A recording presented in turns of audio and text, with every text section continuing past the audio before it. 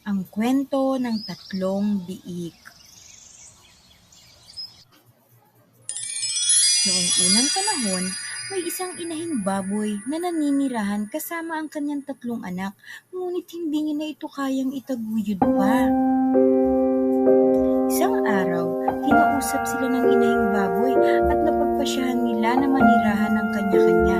Binigyan sila ng inahing baboy ng pera upang makapagpatayo sila ng bahay.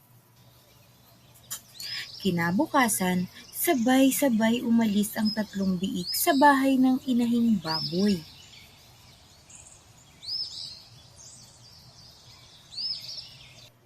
Nagpasya na magtayo ng kanilang sariling mga bahay ang tatlong biik upang makaiwas sa masamang lobo na lagi na nag-aabang sa kanila.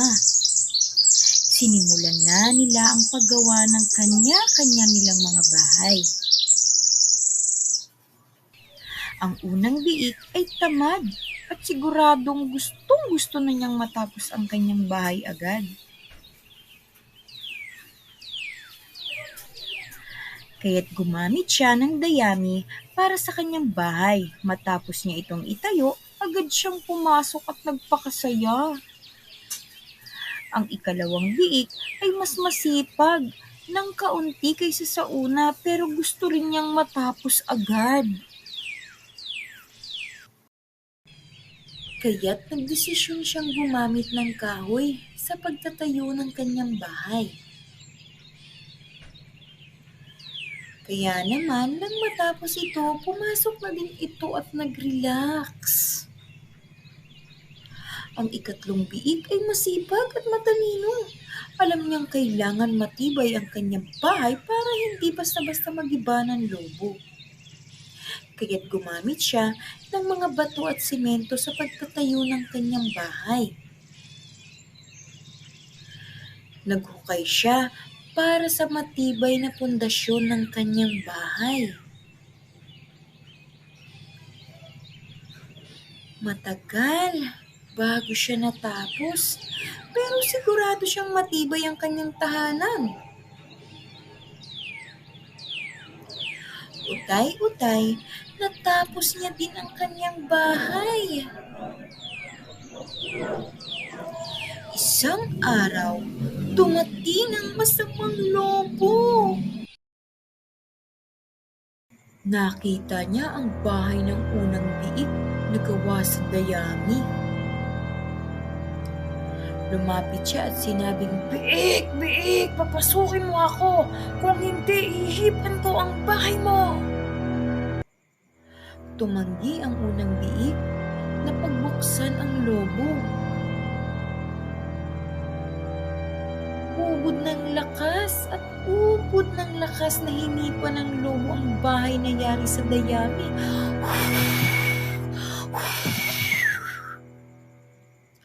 Sa sobrang lakas nito, naubos ang bahay ng unang biik at ito ay gumulong sa bahay ng ikalawang biik. Sumunod na nilapitan ng lobo ang bahay ng ikalawang biik gawa sa kahoy. Sinabi rin niyang, "Biik! Biik! Papasukin mo ako! Kung hindi, hihipan ko ang bahay mo!" Tumanggi ang ikalawang biik sa pagbukas sa masamang lobo. Maya-maya pa ay hinipan na nito ang bahay na yari sa kahoy. Nagiba rin ang bahay na kahoy at tumakbo ang dalawang biik papunta sa bahay ng kanilang kapatid. Takot na takot ang dalawang biik. Ikinuwento nila sa ikatlong biik ang nangyari sa kanilang mga bahay. Dumating ang lobo sa bahay ng ikatlong biik na gawa sa bato at simento. Sinabi niya, "Biik! Biik! Papasukin mo ako! Kung hindi, hihipan ko ang bahay mo!" Ngunit tumanggi ang tatlong biik.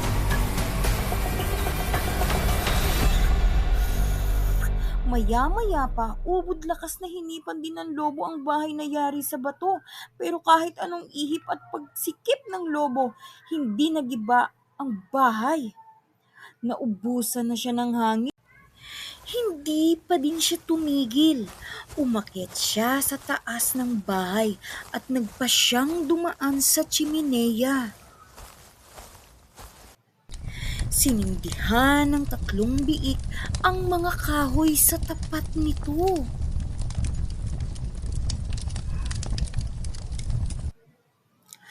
Tuluyan ngang nakapasok ang lobo dito. Mabilis siyang dumulas pababa ng tsimeneya.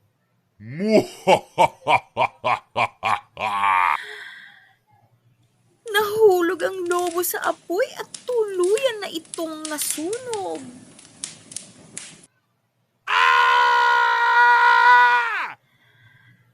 Simula noon, masayang namuhay ang tatlong biik.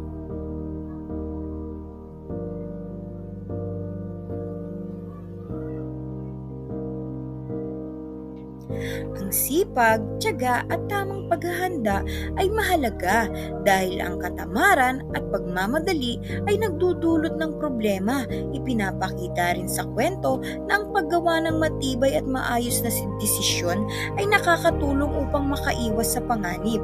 Sa huli, ang mga taong nagsisikap at nag-iisip ng mabuti ang mas nagtatagumpay sa buhay. Sana mga bata, marami kayong natutunan. Yun lamang po. Paalam!